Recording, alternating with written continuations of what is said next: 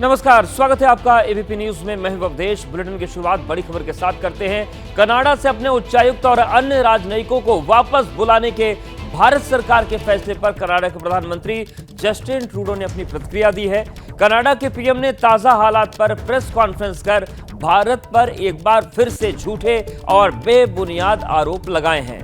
Trudeau ने दावा किया है कि निज्जर की हत्या में भारतीय एजेंट सीधे तौर पर शामिल थे। हालांकि भारत कनाडा के ये आरोप नकार चुका है, फिर भी ट्रूडो ने फिर भारत पर ये आरोप लगाए हैं। तो जिस तरीके से भारत ने कड़े कदम उठाए हैं, 6 राजनयिकों को निष्कासित किया है, 19 तारीख के 11:59 से पहले देश छोड़ने के आदेश दिए हैं, साथ ही कनाडा में भारतीय उच्चायुक्त को वापस बुलाया है, इन सब के बीच जस्टिन ट्रूडो ने एक बार फिर से भारत पर बेबुनियाद और झूठे आरोप मढ़ दिए हैं।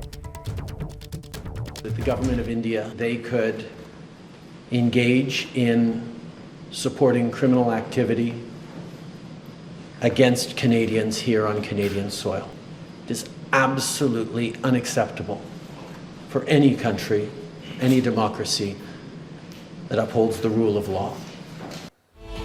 कनाडा के प्रधानमंत्री जस्टिन ट्रूडो ने भारत पर खुफिया जानकारी जुटाने, टारगेट किलिंग, कनाडा के नागरिकों को धमकाने और हिंसा में शामिल होने के झूठ और बेबुनियाद आरोप लगाए हैं। रॉयल कैनेडियन माउंटेड पुलिस के सबूतों का हवाला देते हुए ट्रूडो ने दावा किया है कि कनाडा से निकाले गए भारत सरकार के 6 एजेंट्स उन गतिविधियों में शामिल थे जो सार्वजनिक सुरक्षा के लिए खतरा हैं। Took an extraordinary step. They met with Indian officials to share RCMP evidence which concluded 6 agents of the government of India are persons of interest in criminal activities. And despite repeated requests to the government of India, it has decided not to cooperate. Let me be clear. The evidence brought to light by the RCMP cannot be ignored. It leads to one conclusion. It is necessary to disrupt the criminal activities that continue to pose a threat to public safety in Canada. तो प्रधानमंत्री Canada के Justin Trudeau हैं, वो इस तरीके की बयानबाजी क्यों कर रहे हैं? ये सभी को पता है कि उनका खालिस्तान प्रेम जगता है।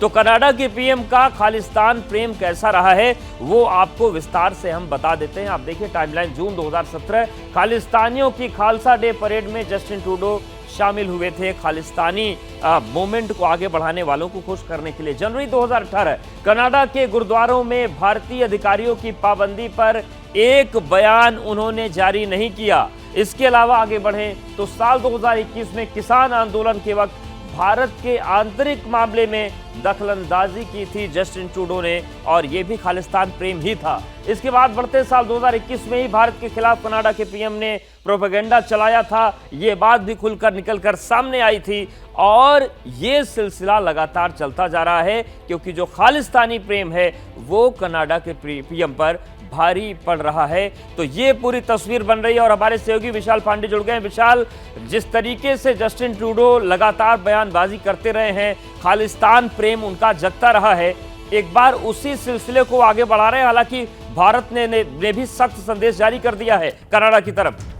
देखिए अवधेश, बिल्कुल, क्योंकि जो कनाडा के प्रधानमंत्री हैं वो अपने वोट बैंक की पॉलिटिक्स के चलते, घरेलू राजनीति के चलते भारत पर बेबुनियाद आरोप पिछले साल से लगातार लगा रहे हैं। पिछले साल 18 जून 2023 को अज्ञात लोगों ने खालिस्तानी निज्जर की हत्या कर दी थी, जिसका कनेक्शन ट्रूडो ने भारत के साथ जोड़ने का प्रयास किया। लेकिन पिछले 1 साल से भारत ने लगातार कनाडा से सबूत मांगे, लेकिन कनाडा अब तक कोई ठोस सबूत देने में नाकाम रहा है।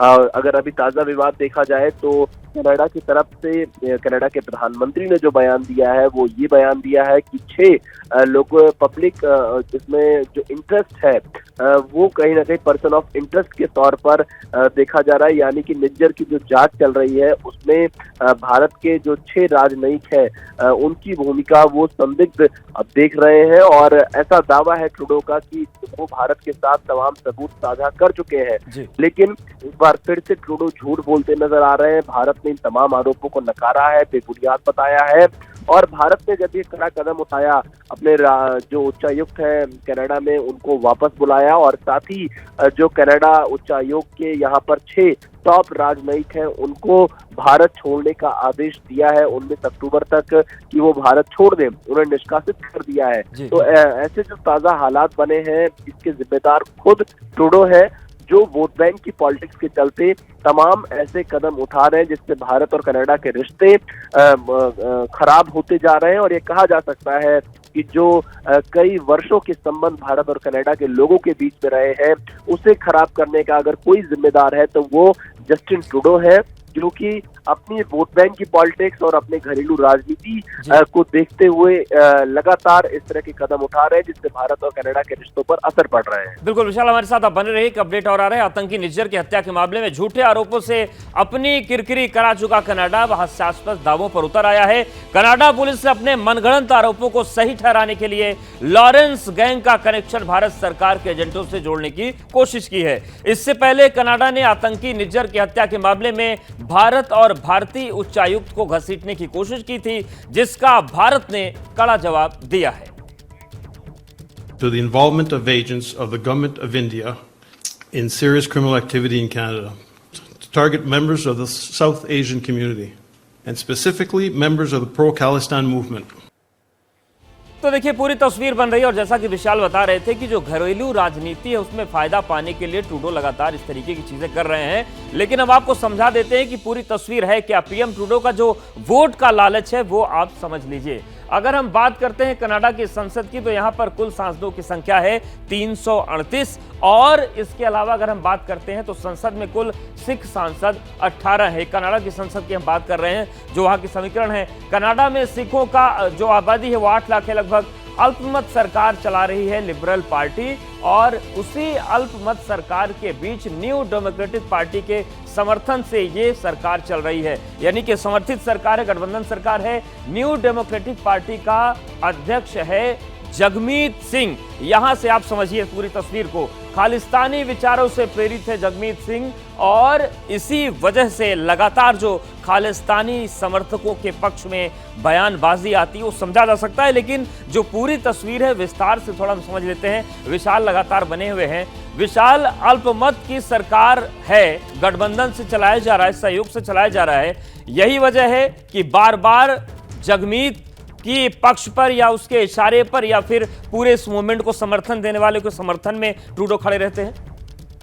देखिए आपने बिल्कुल सही कहा, अल्पमत की सरकार जस्टिन ट्रूडो चला रहे हैं और अक्टूबर 2025 में कनाडा में आम चुनाव भी होने हैं और ये सारी जो भूमिका तैयार हो रही है वो आम चुनाव को देखते हुए जस्टिन ट्रूडो तैयार कर रहे हैं, क्योंकि वो खालिस्तानी जो आतंकवादी वहां पर हैं उनकी मदद लेना चाहते हैं, उनका साथ लेना चाहते हैं। और भारत लगातार यही बात कहता रहा है कि भारत विरोधी तत्व को पनाह देना कनाडा बंद कर दे और जो इस तरह से भारत के खिलाफ एजेंडा चलाते हैं उनको शह देना कनाडा बंद करे। लेकिन कनाडा अपनी हरकतों से बाज नहीं आ रहा है और ये आज की बात नहीं है। हमने देखा इससे पहले जब 2018 में जस्टिन ट्रूडो भारत आए थे उस समय भी उनका एजेंडा देखा था कि किस तरह से वो अपने एक खास एजेंडे के तहत भारत आए थे। और जब 18 जून 2023 की निज्जर की कुछ अज्ञात लोगों ने हत्या की, क्योंकि विशुद्ध तौर पर कनाडा की आंतरिक सुरक्षा का मुद्दा है, वो उनकी पुलिस का फेल्योर वहां पर माना जाएगा। लेकिन जो कनाडा के प्रधानमंत्री है, कनाडा की सरकार है,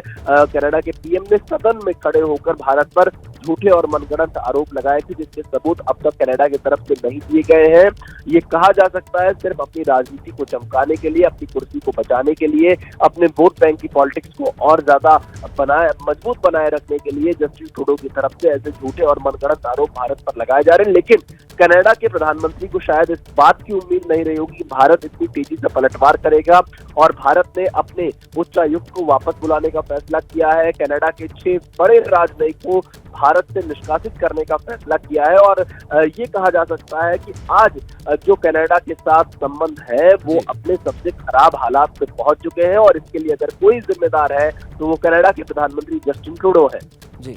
बहुत धन्यवाद विशाल हमारे साथ जुड़ने के लिए, जानकारी अपडेट्स को देने के लिए। तो जिस तरीके से पूरी तस्वीर बन रही है, कनाडा को करारा जवाब भारत की तरफ से दिया गया है। 6 जो राजनयिक हैं उनको देश छोड़ने के आदेश दिए गए हैं। इसके साथ ही साथ जो भारतीय उच्चायुक्त है कनाडा में, उनको भी वापस बुला लिया गया है। और लगातार जो बयानबाजी जस्टिन ट्रूडो कर रहे हैं, उन सब के बीच कई हास्यास्पद दावे भी होने लगे हैं। भारत कनाडा के बीच जो विवाद है वो लगातार बढ़ रहा है, लेकिन इसकी जो कहानी है वो लंबी है। चलिए आपको पूरी टाइमलाइन बता देते हैं। जून 2023 खालिस्तानी आतंकी हरदीप सिंह निज्जर की कनाडा में हत्या हुई। यहां से चीजें बिगड़ी।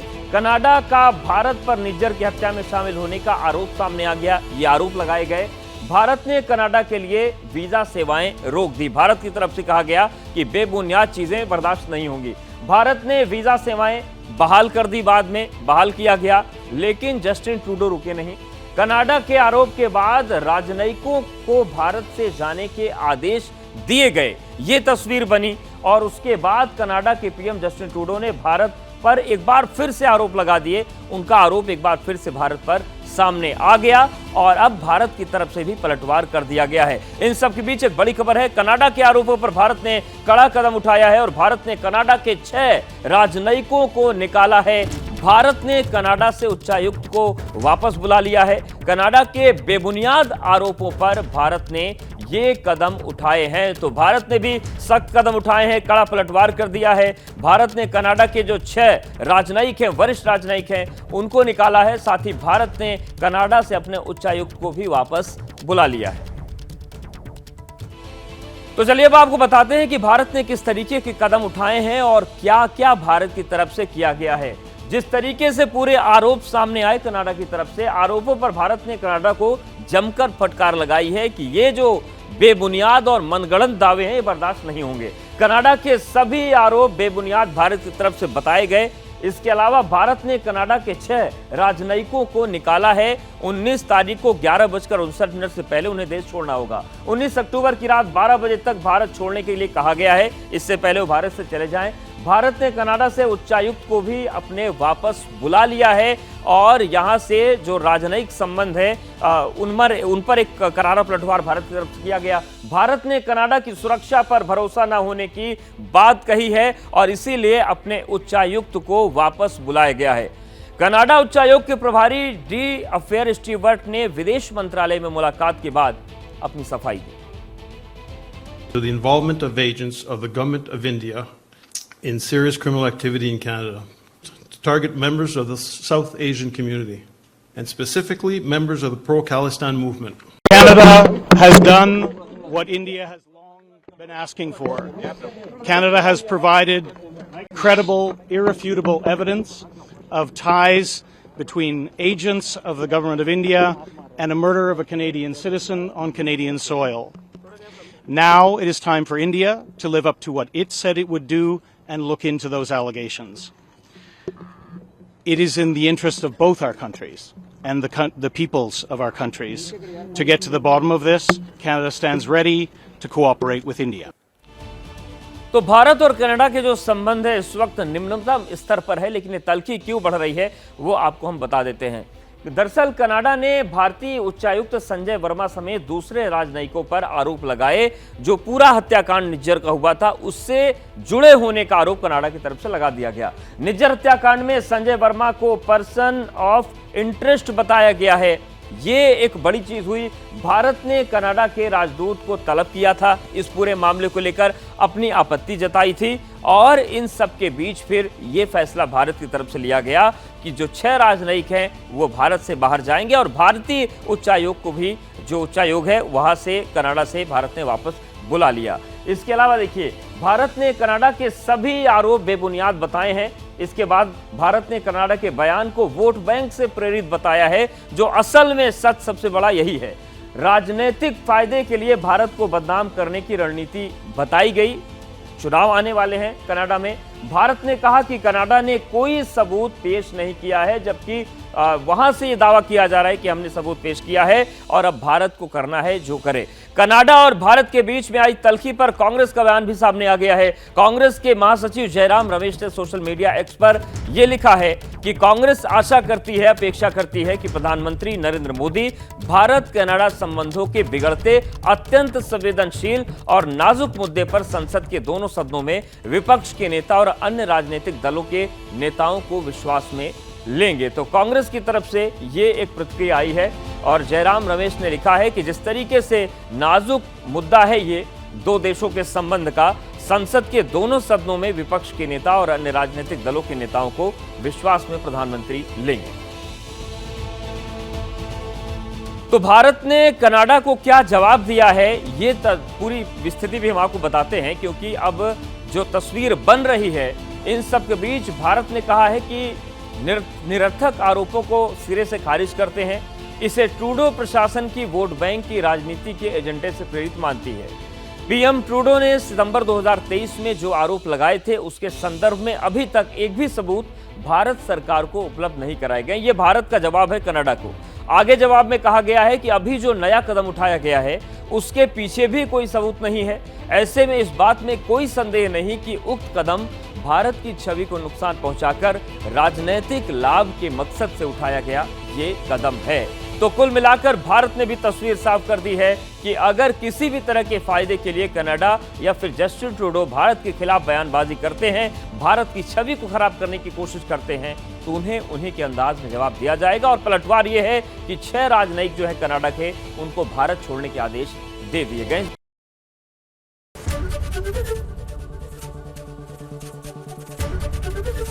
एबीपी गंगा, खबर आपकी, जुबान आपकी।